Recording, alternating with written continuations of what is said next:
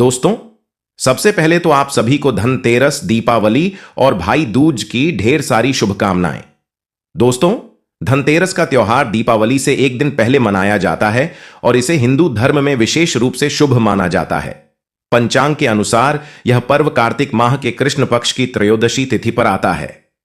इस दिन भगवान धनवंतरी, माता लक्ष्मी और कुबेर महाराज की पूजा का विशेष महत्व है।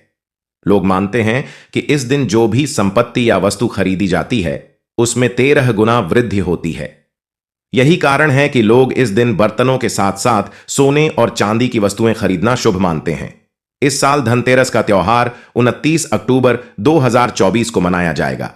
त्रयोदशी तिथि की शुरुआत 29 अक्टूबर को सुबह 10:32 पर होगी और यह 30 अक्टूबर को दोपहर 1:07 पर समाप्त होगी। उदया तिथि के अनुसार 29 अक्टूबर को ही यह पर्व मनाना उचित रहेगा। धनतेरस को धन त्रयोदशी भी कहा जाता है और यह 5 दिवसीय दीपावली उत्सव की शुरुआत का पहला दिन होता है। इस दिन लक्ष्मी, गणेश और कुबेर की पूजा करके लोग अपने घरों और जीवन में समृद्धि और शुभता की कामना करते हैं। धनतेरस का महत्व केवल पूजा तक सीमित नहीं है। इस दिन की जाने वाली खरीदारी को भी विशेष महत्व दिया जाता है। लोग सोने, चांदी और पीतल के बर्तन खरीदते हैं क्योंकि इन धातुओं को शुभ माना जाता है।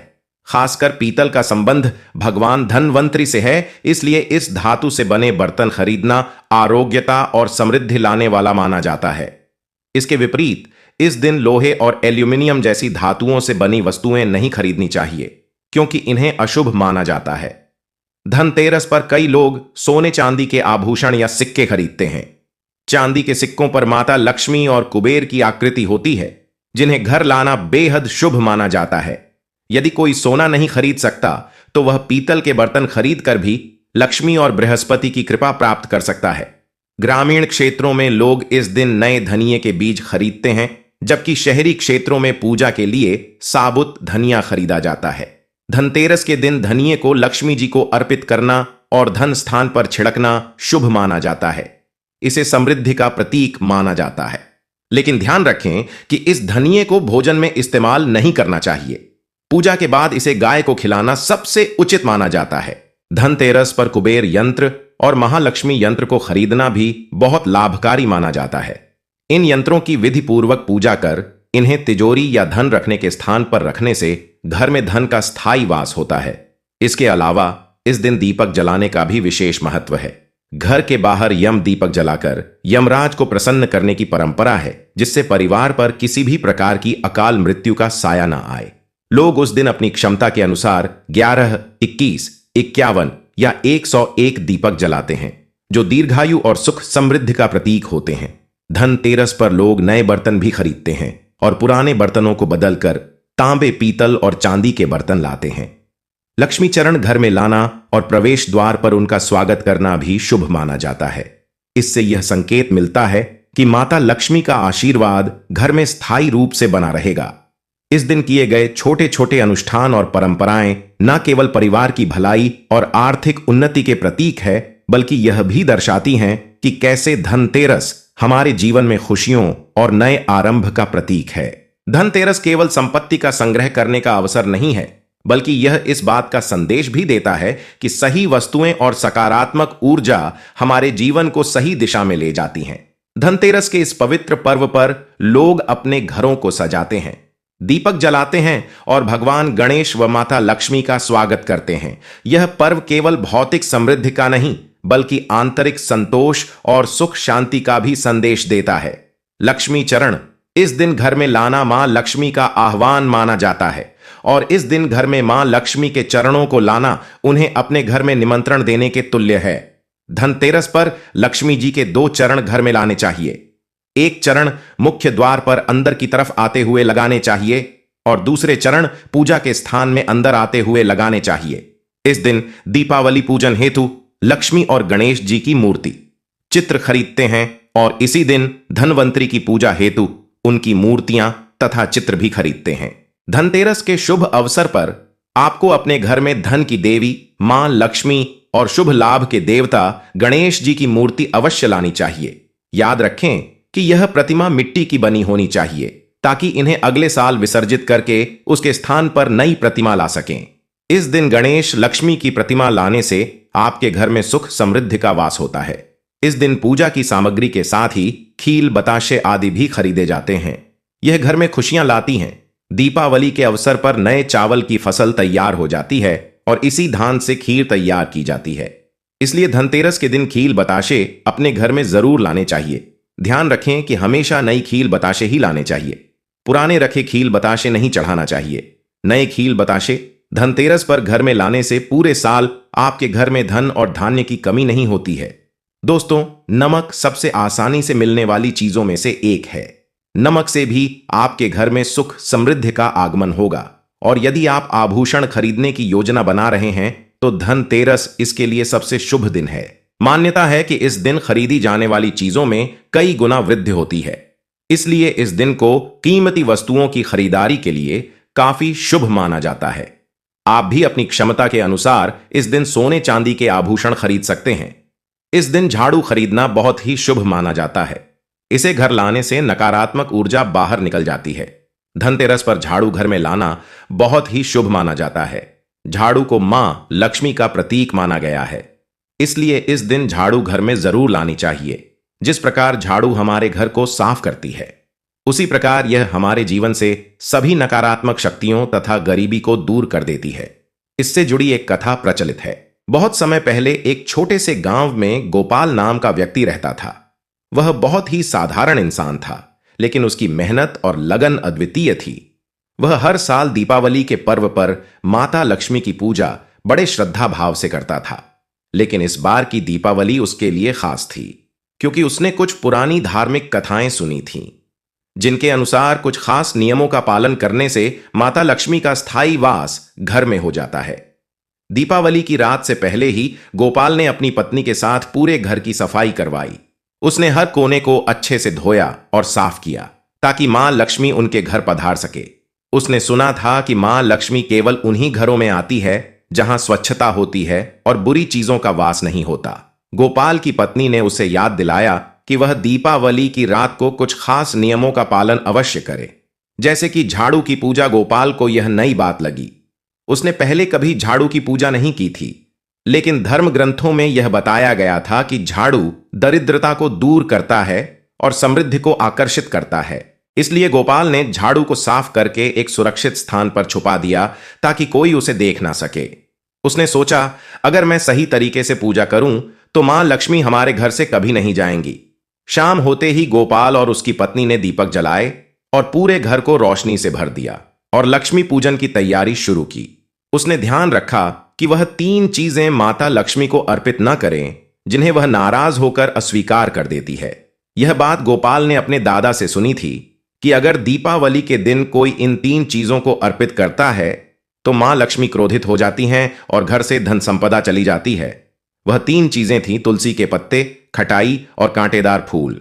गोपाल ने इन चीजों को पूजा से दूर रखा और पूरे श्रद्धा भाव से पूजा की। पूजा के बाद गोपाल ने देखा कि उसकी पत्नी कुछ परेशान है। उसने पूछा कि क्या हुआ, पूजा ठीक से हो गई है, फिर क्यों चिंतित हो? उसकी पत्नी ने बताया, मुझे लगता है कि हमने कुछ भूल की है। पूजा के दौरान एक सफेद कबूतर हमारे घर की छत पर आकर बैठ गया था। क्या यह कोई संकेत है? गोपाल को यह सुनकर कुछ असमंजस हुआ, लेकिन फिर उसने पुरानी कहानियों को याद किया। उसे ध्यान आया कि अगर दीपावली की रात को कोई सफेद पक्षी या जानवर घर पर आए तो यह इस बात का संकेत होता है कि माता लक्ष्मी आपसे प्रसन्न हैं और आपके घर में उनका वास रहेगा। गोपाल ने अपनी पत्नी को समझाया, यह तो बहुत शुभ संकेत है। इसका मतलब है कि मां लक्ष्मी प्रसन्न है और हमारे घर में अब सदा सुख समृद्धि का वास रहेगा। उस रात गोपाल ने चैन की नींद ली, यह सोचते हुए कि अब उनके जीवन में समृद्धि आएगी। अगले दिन सुबह होते ही उसने अपने सभी दोस्तों और रिश्तेदारों को यह शुभ संकेत बताया। सभी ने गोपाल की बात सुनी और उसे बधाई दी।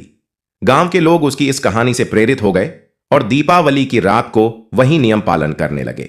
इसके बाद हर साल गोपाल के घर में दीपावली के दिन विशेष पूजा की जाने लगी। झाड़ू की पूजा, सफाई और लक्ष्मी पूजा के बाद वह हर बार देखता कि कहीं कोई शुभ संकेत तो नहीं मिल रहा। एक साल तो उसकी बेटी ने झाड़ू को एक खास स्थान पर छुपाकर पूजा की थी और उस साल गोपाल के घर में अप्रत्याशित रूप से धन का आगमन हुआ। उसका व्यापार भी पहले से ज्यादा सफल हो गया। गोपाल यह भी जानता था कि कर्ज लेकर दीपावली मनाना गलत है। उसने कभी किसी से उधार लेकर यह पर्व नहीं मनाया। वह हमेशा अपने सामर्थ्य के अनुसार ही पूजा करता था और इस सिद्धांत ने उसे कई बार मुसीबतों से बचाया। धर्म ग्रंथों में भी यह कहा गया है कि कर्ज लेकर पर्व नहीं बनाना चाहिए, क्योंकि इससे समृद्धि की बजाय दरिद्रता का वास होता है।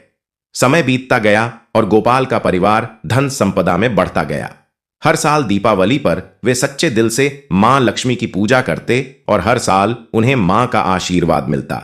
गांव के बाकी लोग भी गोपाल के परिवार से प्रेरित होकर उसी विधि से पूजा करने लगे।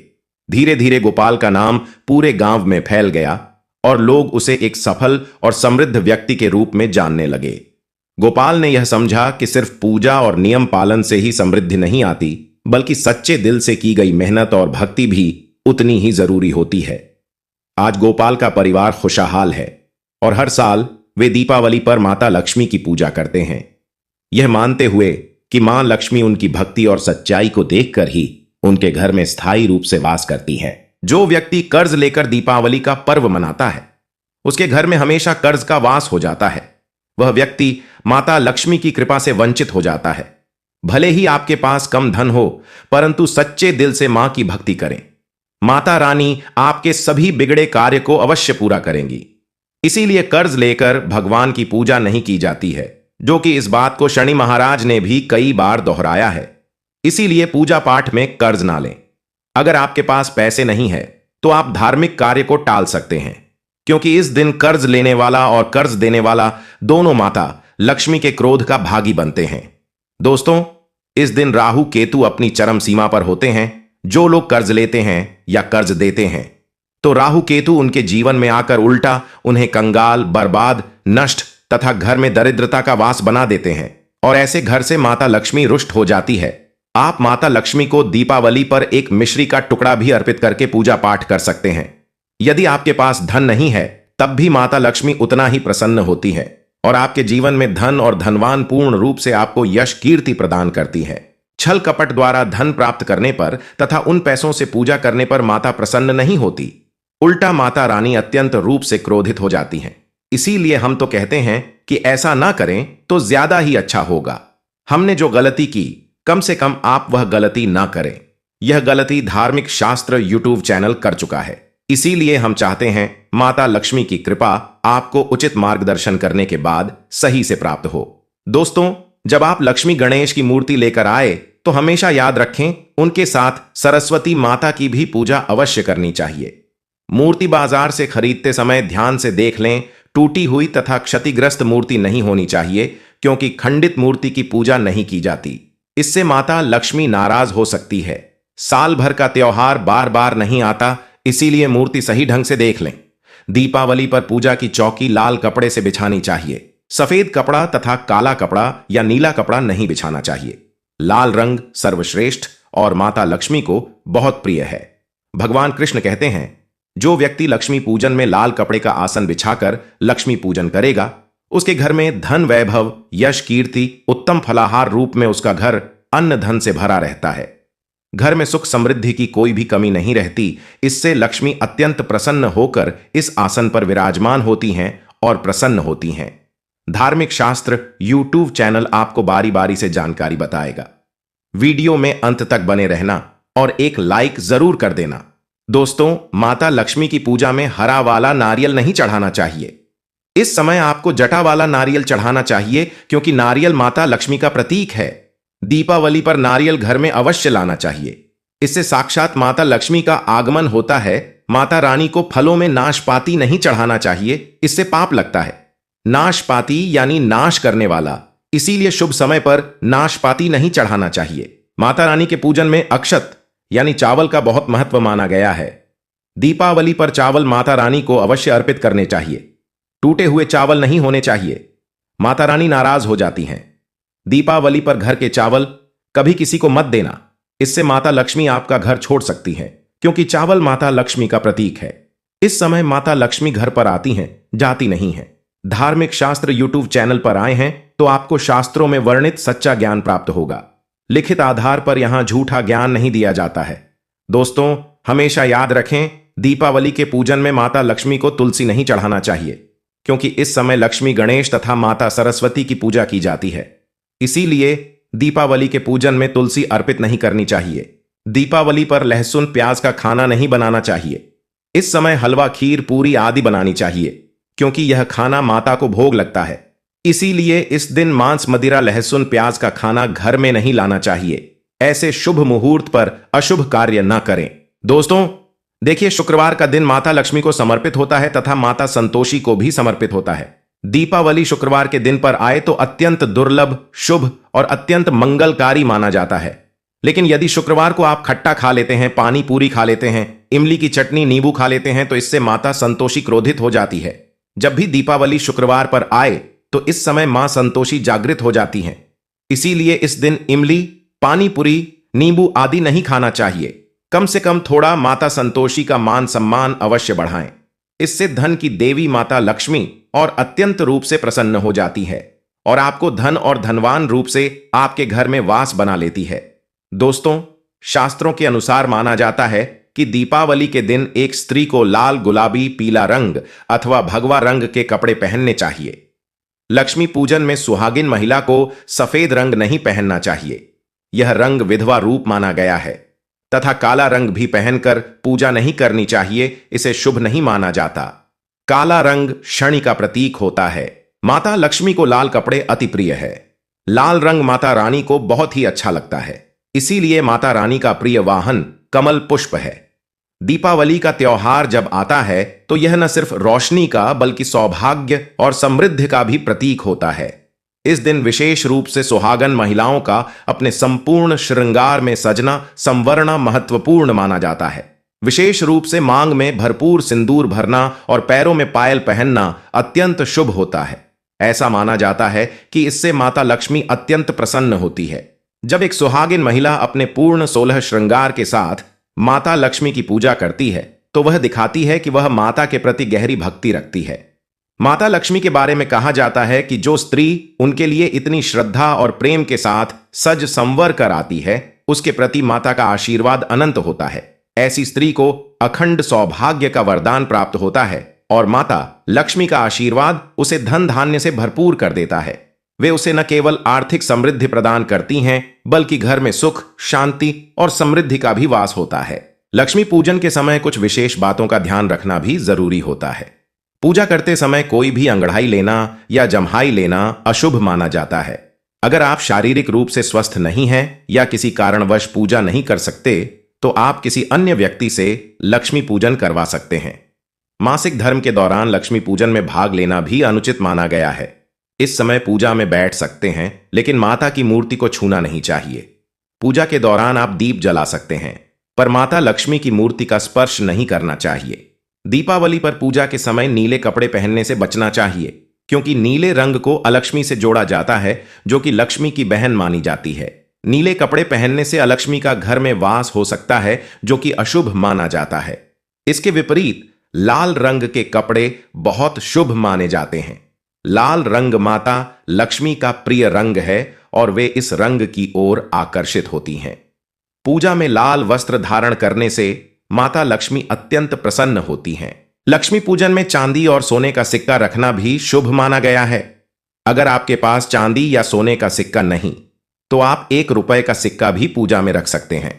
लक्ष्मी पूजन में धन का होना आवश्यक माना जाता है, क्योंकि माता लक्ष्मी धन की देवी हैं। चाहे वह छोटा हो या बड़ा, पूजा में इसे अवश्य शामिल करना चाहिए। माता लक्ष्मी कोई भव्य उपहार नहीं मांगती, लेकिन सच्ची श्रद्धा और समर्पण से किया गया छोटा सा अर्पण भी उन्हें अत्यंत प्रिय होता है। दीपावली के दिन माता लक्ष्मी को कमल का फूल अर्पित करना बहुत शुभ माना गया है। कमल का फूल माता लक्ष्मी का वाहन है और उसी पर बैठकर वे प्रकट हुई थीं। इसलिए दीपावली पर माता लक्ष्मी को कमल के फूल का अर्पण करने से वे बहुत प्रसन्न होती हैं। इसके साथ ही भगवान गणेश को दूर्वा घास अर्पित करना भी अनिवार्य माना जाता है। इससे व्यक्ति के भाग्य में सुधार होता है और भगवान गणेश का आशीर्वाद मिलता है। पूजन के दौरान मुरझाए हुए फूलों का प्रयोग नहीं करना चाहिए। ऐसे फूल माता लक्ष्मी को अर्पित करना अशुभ माना जाता है और इसे पूजा भंग करने जैसा समझा जाता है। 5 रंगों के फल और मिठाइयां भी लक्ष्मी पूजन में शामिल करना शुभ माना जाता है। अगर आपके पास 5 रंगों के फल या मिठाइयां नहीं है तो आप माता लक्ष्मी को बताशे भी अर्पित कर सकते हैं। सच्चे मन से माता को अर्पित की गई कोई भी वस्तु फलदायक होती है और माता लक्ष्मी उस भक्त पर सदैव कृपा करती हैं। लक्ष्मी पूजन में दीपक को दाएं ओर रखना चाहिए और उसमें लाल बत्ती जलानी चाहिए जो अत्यंत शुभ मानी जाती है। धूप को बाएं ओर रखा जाना चाहिए। पूजा के दौरान सफेद फूल अर्पित नहीं करने चाहिए क्योंकि सफेद रंग बेरंग होता है और इसे माता लक्ष्मी के लिए अशुभ माना जाता है। माता लक्ष्मी सुहागिन देवी हैं और उनका सुहाग अखंड है, इसलिए उन्हें लाल रंग बहुत प्रिय होता है। सफेद कपड़े और सफेद फूल अर्पित करने से माता लक्ष्मी नाराज हो सकती हैं और इससे पूजा विफल हो जाती है। अगरबत्ती का उपयोग भी लक्ष्मी पूजन में नहीं करना चाहिए। शास्त्रों के अनुसार अगरबत्ती बांस से बनाई जाती है और बांस में भगवान कृष्ण का वास होता है। भगवान कृष्ण माता लक्ष्मी के पति श्री हरि के रूप में जाने जाते हैं, इसलिए अगरबत्ती का प्रयोग करना अशुभ माना गया है। यदि आप अगरबत्ती का उपयोग करेंगे तो माता लक्ष्मी क्रोधित हो सकती है और इसका विपरीत प्रभाव भी हो सकता है।